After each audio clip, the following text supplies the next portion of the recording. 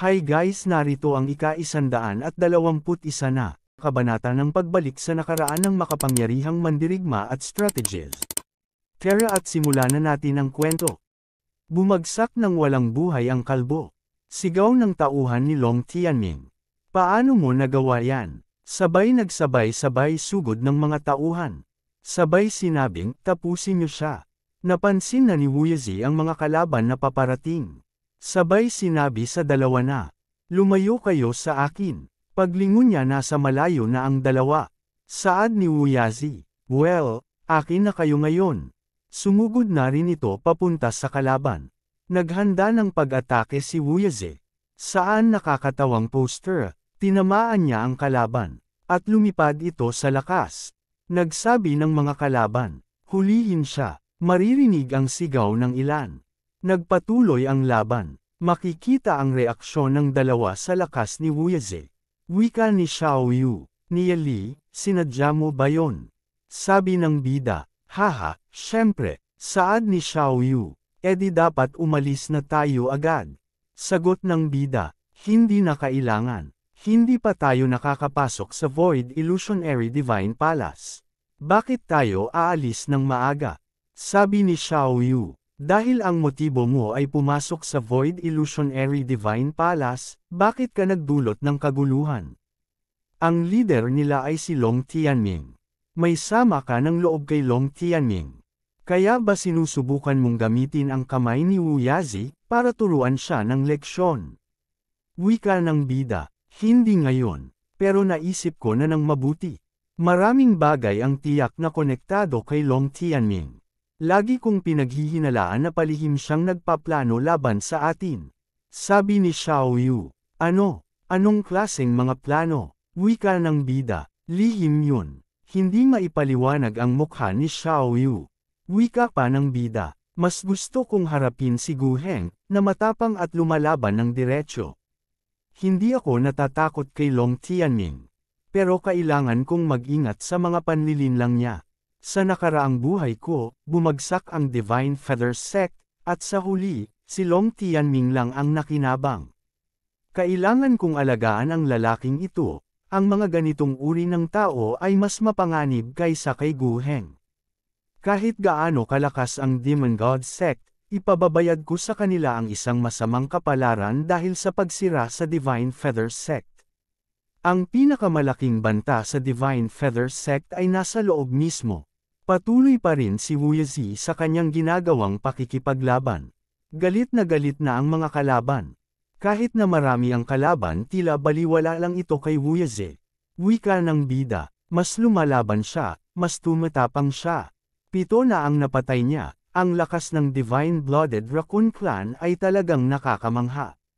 Ang cultivation ni Wu Yazi ay nasa 7 stage Heavenly Access Realm. At kasama ang kanyang primordial bloodline, mahihirapan talagang talunin siya ng buong grupo ni Long Tianming. Sa isip ni Long Tianming, ano nangyari? Hindi ba siya isang Heavenly Fate Realm lang? Sabi niya, saan nanggaling ang eksperto na ito? Nang may mapansin siya sa gilid, nakita niya ang dalawa, ang bida at si Xiao Yu, hindi niya ito nakilala dahil sa demon form. Sabi ni Long Tianming, unahin ang dalawang iyon na tapusin. Agad sumang-ayon ang isang tauhan. Opo, young master. Papalapit na ang kalaban sa dalawa.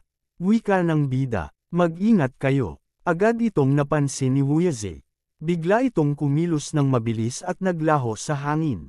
Nagtaka ang mga kalaban. Hinahanap kung saan na napunta. Malapit na ang kalaban sa dalawa. At sumisigaw na, tapos na kayo. Makahanda na ang bida sa kalaban na napapalapit. Nang sa isang iglap bigla na lamang lumabas sa harapan ng kalaban si Wu Yazi at hinawakan ito sa leeg. Bigla itong sumigaw ng malakas. At tinuluyan ang kalaban. Bumagsak sa lupa ang walang buhay na katawan. Habang nakatayo lamang si Wu Yazi, natigilan ang mga kalaban sa kanilang nakita. Sa isip ni Long Tianming, lihim na teknik ng Raccoon Clan. Mukhang mataas ang posisyon ng batang ito sa Demon Clan. At ang batang ito na nasa Heavenly Access Realm ay nagpo-protekta sa dalawang teenager na nasa Fate Realm. Ibig sabihin, may mataas na posisyon din ang dalawang iyon sa Demon Clan. Sa isip ni Long Tianming, lagi kong sinusubukang magtago, pero bakit lagi akong nahaharap sa gulo? Pag-uutos ni Long Tianming sa kanyang mga tauhan. Lahat kayo, tumigil. Bumaba si Long Tianming mula sa kanyang paglipad. Dahan-dahan itong naglakad papalapit sa tatlo. Sabi ni Long Tianming, mukhang nagkaroon ng hindi pagkakaunawaan kanina. Patawarin niyo kami. Paano kung tapusin na natin ito? Reaksyon ni Wuyazi na walang tiwala. Saad ni Wuyazi, so mukhang ikaw ang namamahala. Nang dumating ako, sinabi ng isa sa mga tauhan mo na umalas ako, sino ba siya sa tingin niya? Sabi ni Long Tianming, mukhang nag-asal ng bastos ang isa sa mga tauhan ko sa iyo. Pero pinatay mo rin ang siyam sa mga tauhan ko. Hindi ba medyo sobra ang pag-atake mo? Saad ni Wuyazi, sobra, mababang parusa lang yun. Kung hindi tayo ganoon kalakas, magiging magalang ka ba ngayon? Dagdag pa ni Wuyazi, patay na sana tayo kung hindi tayo ganoon kalakas. Ang siyam na tauhan mo ay nakakuha lang ng nararapat sa kanila. Reaksyon ni Long Tianming, ikaw, pagpigil na tawa ng ating bida. Sabi ni Long Tianming, kaibigan, hindi mahalaga kung sino ang tama o mali. Walang nawala sa grupo mo. At ayaw ko nang ituloy pa ang usaping ito. Iwanan na natin ito. Saad ni Wuyazi, kahit ano ang gusto mo. Kahit na ano, akin na ang lugar na ito. Umalis na kayo. Gigil na tingin ni Long Tianming. Ikinuyong na lang nito ang kanyang kamao. Sigaw ng mga tauhan. Ang lalaking ito, young master, papatayin natin ang mga mapagmataas na hanggal na ito. Talaga bang iniisip niya na natatakot tayo sa kanya? Saad ni Wuyazi, ako ang hindi natatakot sa pakikipaglaban. Kung gusto niyong makipaglaban, sisirain ko kayo lahat. Sa isip ni Long Tianming, ang lalaking ito, hindi ko alam kung gaano siya kalakas. Pero sa tingin ko matatalo ko siya gamit ang aking demon spirit, pero walang kailangang panganib. Wika ng bida, narinig mo kami, umalis na kayo. Sabi ng mga tauhan, isang heavenly fate realm lang pero nagyayabang. Dagdag pa ng isang tauhan, Master, patayin natin sila. Sabi ni Long Tianming, Tara na, sabay lumipad na ito papalayo. Sabi ng tauhan, Master, bakit? Habang gigil na gigil ang isang tauhan. Wala silang nagawa at umalis na rin. Tara na, makikita na malayo na ang grupo ni Long Tianming. Sa isip ng bida, tiniis ni Long Tianming ang ganitong sitwasyon. Mas mahirap siyang harapin kaysa sa inaasahan. Biglang dumura si Wuyazi. Saad ni Wuyazi, natakot sila. Talagang mga duwag ang mga tao. Reaksyon ni Xiao Yu, nakangiting saad ni Wuyazi. Sila ang tinutukoy ko, hahaha. Dagdag pa ni Wuyazi, well, anyway, atin na ang lugar na ito ngayon. Sigurado ka bang malapit na ang pasukan? Wika ng bida, kailangan kong hanapin ito, hindi pa ang tamang oras. Sa di kalayuan, sabi ng isang tauhan, Buizat, young master, hindi ko matatanggap ito. Kahit na malakas talaga ang demonyo na iyon, at baka hindi natin siya matalo, pero bakit tayo tumakbo na parang may buntot sa pagitan ng mga binti natin? Sabi ni Long Tianming, Long Liu, may opinyon ka ba sa desisyon ko? Pinagpawisan ang isang ito. Saad ng tauhan, hindi po ako naglakas loob. Sabi ni Long Tianming, ang demonyo na iyon ay mula sa Raccoon Clan. Hindi ko alam kung ito ba ay ang Nine Nether o ang Divine-Blooded Raccoon Bloodline. Pero kahit na, kung makipaglaban tayo, hindi magiging maliit ang pagkatalo natin. Huwag kalimutan kung bakit tayo narito. Ang batang iyon ay isang mapagmataas na hanggal at iniinsulto tayo, pero talagang walang kailangang makipaglaban sa kanya ng diretsyo. Naghahanap din siya ng pasukan sa Void Illusionary Divine Palace. Dahil kinuha nila ang lugar natin, posibleng nakahanap na sila ng isang bagay. Kung nakahanap na talaga sila ng pasukan sa Void Illusionary Divine Palace, kahit na panatilihin lang ang pagmamasid sa kanila. Masaya ang isang tauhan sa kanyang mga narinig. Sigaw ng mga tauhan. Matalino ang young master. Habang nagtipon sa di kalayuan ang grupo ni Long Tianming. Sa isip ng bida, kahit na sumuko na sila sa lugar, lumipat lang sila ng ilang milya at pinapanood tayo, iniisip nilang hindi ko alam ang ginagawa nila.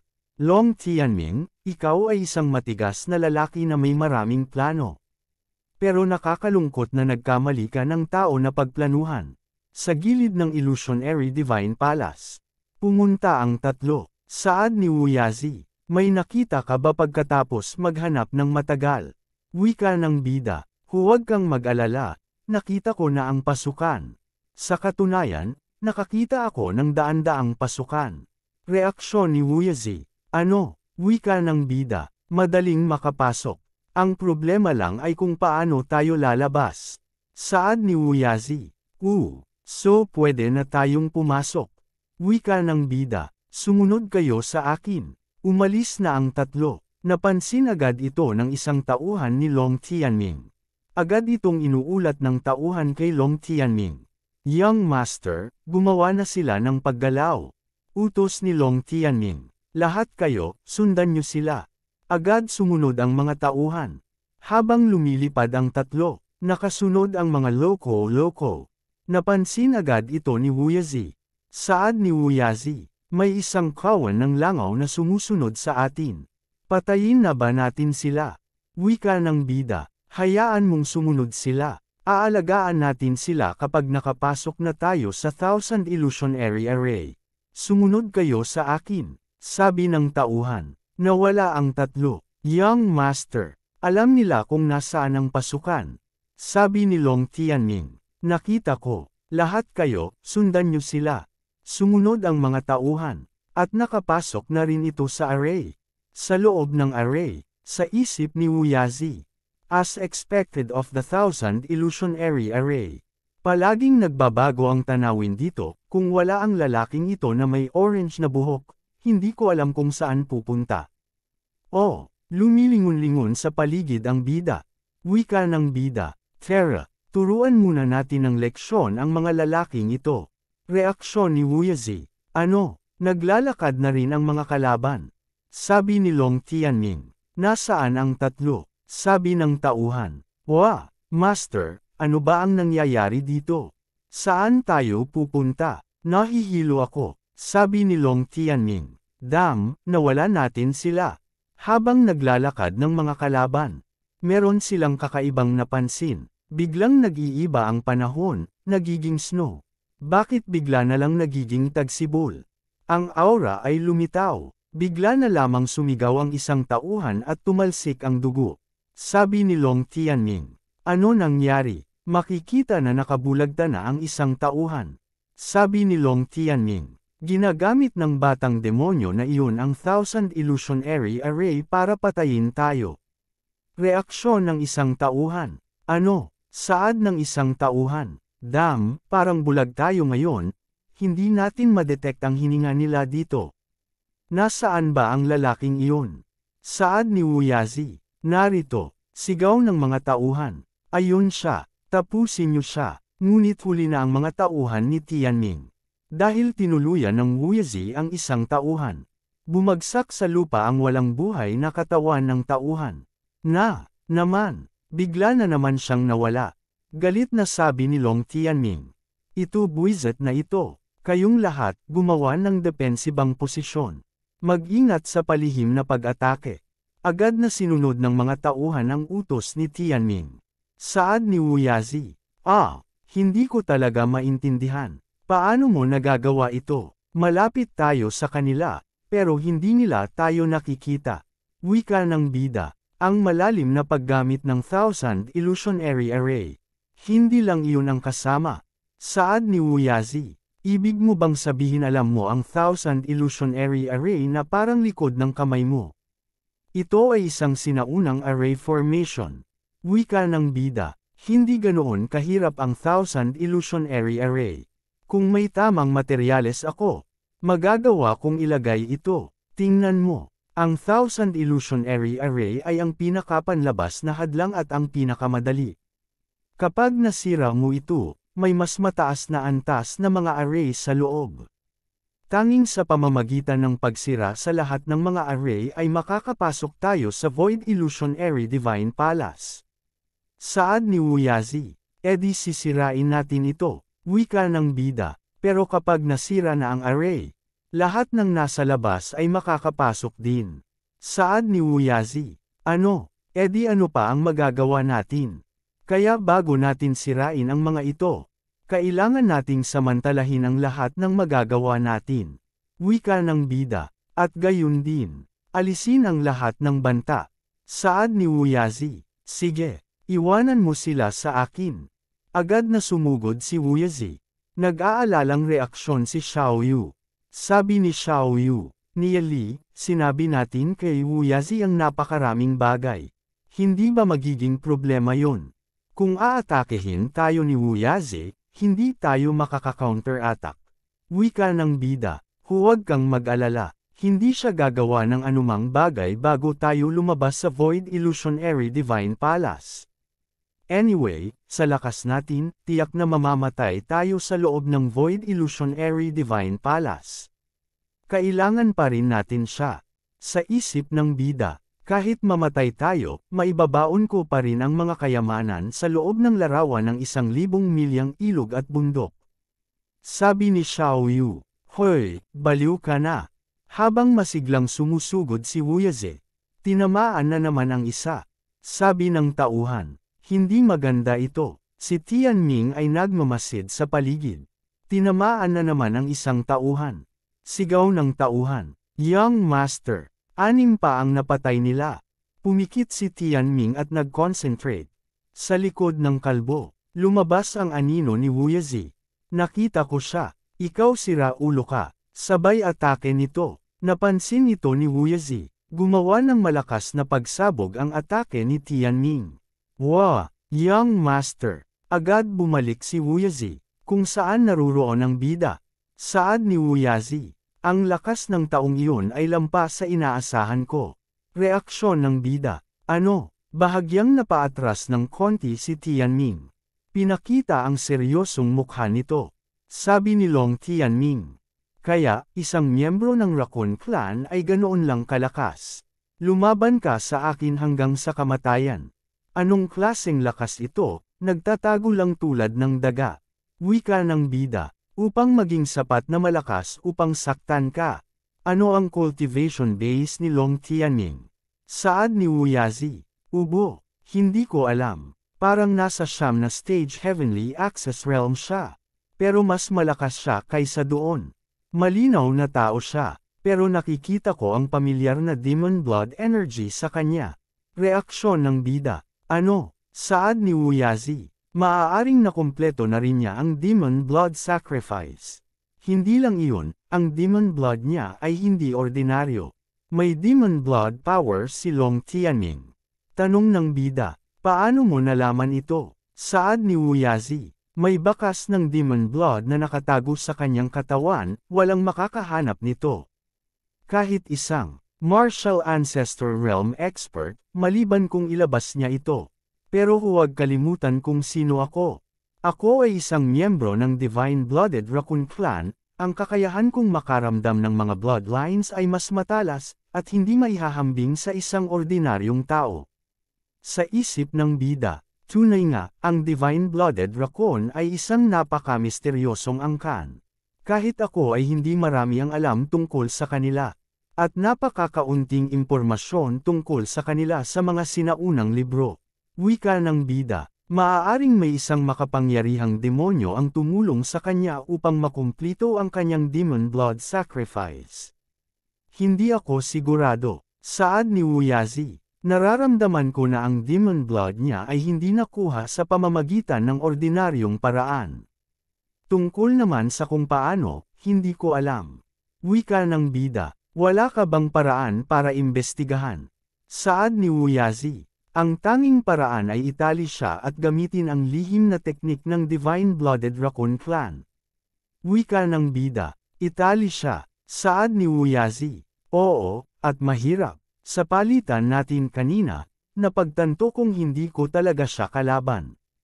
Mapoprotektahan ko ang sarili ko, pero kung talagang naglaban kami, maaari akong nasa antas niya kung gagamitin ko ang kapangyarihan sa loob ng aking bloodline. Gayunpaman, ang paglampas sa kanya ay imposible.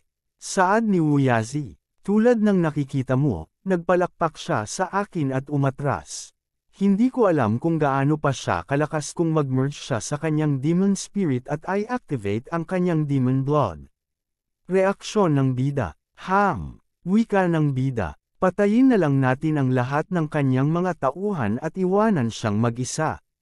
Saad ni Wu Yazi. Madali iyon. Maghintay ka ng magandang balita.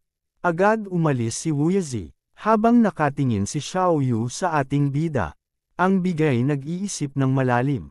Ang pagbagsak ng Divine Feather Sect sa nakaraang buhay ko ay tila konektado kay Long Tianming. Pagkatapos noon, umalis si Long Tianming patungo sa Ancestral God Land. 100 taon ang lumipas, ang Ancestral God Land ay nawasak ng mga gintong apoy. Kainahinala, sabi ni Xiao Yu. Anong nangyari, Nieli? Anong nakita mo? Wika ng bida. Wala naman. Mag-ingat ka kay Long Tianming simula ngayon. Lalo na sa iyo. Mas mabuti kung limitahan mo ang pakikipag-ugnayan sa kanya. Ilayo mo ang sarili mo sa kanya hanggat maaari. Sabi ni Xiao Yu. Ako, bakit? Wika ng bida. Sundin mo lang ako. Sa isip ng bida, ang kamalayan ng mga magulang ni Xiao Yu ay nakatago sa kanyang katawan. Kung makita ito ni Long Tianming, magiging problema ito. Mas mabuting huwag sabihin kay Xiao Yu hanggang sa dumating ang tamang panahon. Sa isip ni Xiao Yu, bakit ako dapat sumunod sa iyo? Hindi ka nga nagbibigay ng dahilan. Hindi ka ba masyadong mapang-api? Biglang nabalingan ng dalawa sa ibaba. Sunod-sunod na naman ang inaatake ni Wu Yazi. Mabilis ang kanyang paggalaw. Sa bawat paggalaw inuubos niya ang kalaban. May bumagsak na naman na isa. Makikita na halos lahat ay nakabagsak na sa tauhan ni Tianming. Sabi ng tauhan, Young Master, lahat ng iba ay patay na. Sabi ni Long Tianming. Ang Raccoon Clan ay may bilis na hindi maipaliwanag. Matapos matamaan ng akin, iwasan niya ang direktang pakikipaglaban sa akin. Fair na, sabi ng tauhan. Ano? Agad na umalis ang dalawa. Napatawa ang bida sabay sabing. Tumakas sila. Saad ni Wu Yazi. Nadil ko na ang mga kaya kong madil. Ang natitira na lang ay ang dalawang iyon na medyo nakakabigo. Kalimutan na lang natin sila. Wika ng bida. Sige, fair na. Bumaba na ang bida. Wika ng bida. Sundan mo ako ng malapit at siguraduhin na hindi ka mahuhuli ng higit sa 3 metro. Kung hindi, huwag mo akong sisihin kung mawala ka. Sa parehong oras, sa labas ng Thousand Illusionary Array, maririnig ang tunog ng dami ng tao. Maraming tao ngayon, siguro mga 100,000. At may ilang tao rin mula sa Dao of Dragon Realm. Maraming tao rin mula sa 3 demonic sects. Noong nakaraan, hindi ko nagawang basagin ang Thousand Illusionary Array, ngayon ay dapat kong gawin ito. Oo, may nakahanap ng pasukan. Naglalakad si Tianming. Buwisit sabi ng isang tauhan.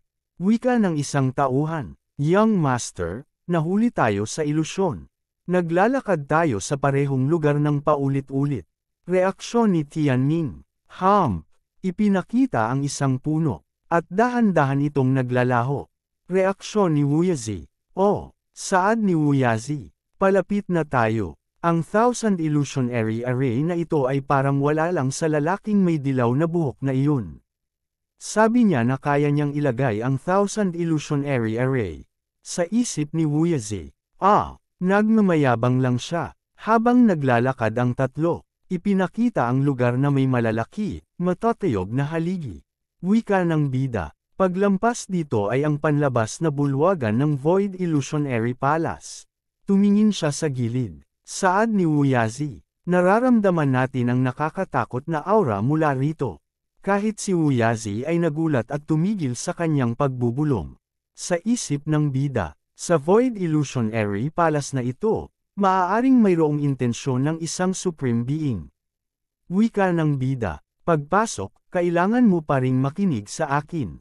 Huwag kang maglakad-lakad at huwag mo akong sisihin kung mamatay ka. Pinagpawisan ang dalawa sa kanilang narinig. Nakapokus ang bida sa kanyang gagawin. Siya ay nagsimula ng humakbang. Biglang nagpakita ang isang barrier. Napabunggo dito si Wuyazi. Bigla siyang napaatras. Sabay sabing, bakit may barrier dito? Sabay hawak sa kanyang pisngi na namamaga. Ang bida ay gumawa na ng hand sign. Itinutok niya papunta sa barrier. Gumuhit ng ilang pattern. Makikita kung gaano kalawak ang pattern na laguhit ng bida. Lumiwanag ito ng malakas. At dahan-daan din nawawala ang liwanag. Nagkaroon ng mga biyak-biyak ang mga haligi. Habang nakatayo pa rin ang tatlo. Makikita na may maliit na guhit na lumitaw. Lumaki ito ng konti, sigaw ng bida. Ang nagpo-protekta na barrier, ngayon ay bukas na. Bilasan niyo sumunod kayo sa akin. Laking gulat ng dalawa. Sa walang ano-ano pumasok rin ang dalawa. Naglaho na ang pasukan. Nagkapiyak-biyak na rin ang haligi. Ang mga haligi ay nagbagsakan at kumuho. Sabi ng isa, bakit bumabagsak ang mga nakapalibot na bundok? Sabi naman ng isa, hindi lang ang bundok. Anong nangyayari? Anong nangyayari? Habang nakatingin ang mga tao sa pagbabago ng paligid. Ganon din ang mga ibang nilalang. Ang Thousand Illusionary Array ay nabasag na. Sige, atake tayo papasok. Magpadala ng ilang messenger pabalik, upang ipaalam sa mga ninuno na ang Thousand Illusionary Array ay nabasag na. Sabihin sa kanila na magpadala ng reinforcement. Meron na lang natitirang konti sa barrier. Tuluyan itong naglaho. Agad na sumugod ang mga tao papasok. Go! Nagsabay-sabay ang dami ng tao papasok. Lahat atake sa Illusionary Divine Palace. Nasa harap mo lang. Bumangga sa isa pang barrier ang mga nagtangka pumasok. Reaksyon ng isa. Gu! Ano ito? Bakit may barrier pa rin dito? Tumulo ang pawis ng ibang gustong pumasok. May isa pang barrier sa paligid ng Illusionary Divine Palace. Masyadong malakas para masira natin. At akala ko dahil nabasag na ang Thousand Illusionary Array, makakapasok na ako sa Illusionary Divine Palace. Isipin kung paano makakapasok. Hindi ako makaisip ng kahit ano. Habang nag-iisip si Tianming. Sabi ng tauhan. Di inaasahan, matapos maglakbay ng matagal, ang Thousand Illusionary Array ay nabasag na. Young Master, sa isip ni Tianming, kanina, ang Demon Clan na iyon ay pumasok sa array. Dahil ba sa kanila, sabi ni Long Tianming, maaaring nakapasok na sila. Reaksyon ng tauhan. Ano? Ipinakita ang Thousand Illusionary Divine Palace. Habang nasa loob ang tatlo. Makikita ang mga nakakatakot at naglalakihang halimaw. Saad ni Wuyazi. Ano, mga Thunder Beast sila. Tumakas. Lahat sila ay nasa Dao of Dragon Realm. Hindi ko sila kaya, sabi ni Xiao Yu. Niyali, wika ng bida. Panatilihin ang kalmado at kontrolin ang emosyon mo. Huwag kang mag-alala tungkol sa mga hayop. Saad ni Wuyazi. Ang mga hayop na iyon ay nakakagat na sa atin. Paano ka hindi nag-aalala? Gusto mo bang mamatay? Wika ng bida. Mga ilusyon lang sila. Akmang hahawakan ito ng bida. Dir-diretso lang ang halimaw sa kanilang pagtakbo. Ngunit tumagos lang ito sa ating bida. Saad ni Wuyazi. Nakikita ko. Pumikit ang dalawa. Habang dumatagos lang sa kanila ang mga halimaw. Nakapikit pa rin ng dalawa. Saad ni Wuyazi. Talagang mga ilusyon sila. Ang mga Thunder Beast na iyon ay napaka-realistiko. Paano mo nalaman ang pagkakaiba? Wika ng bida, hindi mo maiintindihan kahit sabihin ko sa iyo. Kaya hayaan mo na, saad ni Wuyazi. Pero mas mabuti pa rin kaysa sa walang kaalaman. Wika ng bida, paano ko ipapaliwanag sa iyo? Sasabihin ko sa iyo pagkatapos nating makalabas sa Void Illusionary Divine Palace. Reaksyon ni Wuyazi. Hindi. Sa isip niya, plano kong patayin ang lalaking may dilaw na buhok na ito. Ang lalaking may dilaw na buhok na ito ay isang taong hindi ko dapat labagin. Pero ano ang gagawin ko kung malaman ang tungkol sa demon blood sacrifice? Ngiti, nagbagsakan ng mga bato. Bumaba na ang bida sa tapat ng palasyo. Naglalakad na siya papasok. Saad ni Wuyazi. Hoy, alam mo ba kung anong bulwagan ito? Pumapasok ka ng walang pag-aalinlangan. Wika ng bida. Ang side hall na ito ay mayaman sa heavenly energy na nararamdaman mula sa malayo. Ang bulwagan na ito ay dapat may mga kayamanan. Fair na. Reaksyon ni Wuyazi. Makikita ang anino ng tatlo. Reaksyon ni Wuyazi.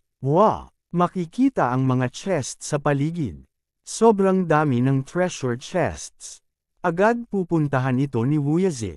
Ngunit napansin ito ng bida. Pinigilan niya ito agad. Wika ng bida. Huminto ka. Gusto mo bang mamatay? Reaksyon ni Wuyazi. Saad ni Wuyazi. Anong problema? Wika ng bida. May mga inscription sa lupa. Dingding, kisame. Ito ay dapat ang Celestial Lock Inscription Pattern Array. Isang maling hakbang ay magpapalitaw ng bitag, ang mga pattern ay matutunaw sa mga walang hugis na kadena na magbubuklod sa iyo. Magiging sanhi ng hindi mo makahinga at sa huli, mamamatay ka dahil sa burnout. Kahit ang Heavenly Access o Tao of Dragon Realm experts ay hindi makatatakas dito. Gulat na reaksyon ni Wuyazi. Saad ni Wuyazi. Kaya hindi ba tayo pwedeng lumipad? Wika ng bida, subukan mo. Saad ni Wuyazi. Kaya hindi ba natin mabubuksan ang mga treasure chests? Puno sila ng heavenly energy, kaya dapat may mga kapansin-pansin na kayamanan sa loob. Magiging sayang kung iiwan natin sila. Wika ng bida, sinabi ko na hindi ka pwedeng maglakad-lakad ng libre. Pero hindi ko sinabi na walang paraan para makuha sila. Sinabi ko sa iyo na makinig ka sa akin pagpasok natin, tanda mo. Pero may isa pang bagay, paano natin hahatiin ang mga kayamanan pagkatapos nating makuha sila? Hindi ako papayag sa 50-50. Reaksyon ni Wuyazi. Saad ni Wuyazi. Sige, sa ganoong kaso, kayo ang unang pipili. 60%. Ayos ba iyon? Sa isip niya. Patayin ko na lang sila para makuha ko ulit ang mga kayamanan ko. Wika ng bida, unang pipili, hindi yan ang ibig kong sabihin. Mabilis kong binilang, mukhang may 26 na gintong jade. Treasure chests, hindi pa natin alam ang mga laman nila. Pero sino man ang magbubukas sa kanila ay makakakuha ng mga item, patas ba iyon? Sabi ni Wuyazi, tama lang yan. Sige, wika ng bida. Ngayon, kailangan mong makinig sa mga tagubilin ko. Maglakad ng 7 hakbang pasulong. 3 hakbang pakanan. 6 na hakbang pasulong. Dagdag pa ng bida. Siguraduhin na ang bawat hakbang mo ay 3 talampakan ang lapad. Sabi ni Wuyazi, talaga bang gagana yan? Hindi ka ba nagsisinungaling sa akin? Wika ng bida, huwag kang mag-alala tungkol doon. Walang pakinabang sa pagpatay sa'yo. Kahit makuha natin ang mga kayamanan, kapag inilabas natin ang mga ito, magnanakaw tayo dahil sa ating antas ng pagsasanay. Hindi ako gagawa ng isang bagay na napakabobo. Sabi ni Wuyazi, syempre, nasa langit ka lang. Kung wala ang aking proteksyon, mamamatay ka. Sige, heto na. 1, 2. Ang paghakbang ng 3 talampakan ay mahirap. Tanong ni Wuyazi. Ilang hakbang ba ang kailangan kong gawin? Sagot ng bida. 7. Lumiko pa kanan, 6 na hakbang. Lumiko pa kaliwa, 6 na hakbang. Huling hakbang ni Wuyazi. Sabi ni Wuyazi, nakuha ko ang dibdib. Sabay tawa nito. Patuloy itong tumawa na parang baliw. Agad niyang nilapitan at binuksan ito. Nang bigla na lamang tumayo ang dibdib. At nag-transform. Sinuntok ng dibdib si Wuyazi. Napansin niya ito at hindi maipaliwanag ang kanyang mukha. Agad na itong ginantihan ng suntok At dito nagtatapos ang kabanata. Maraming salamat po.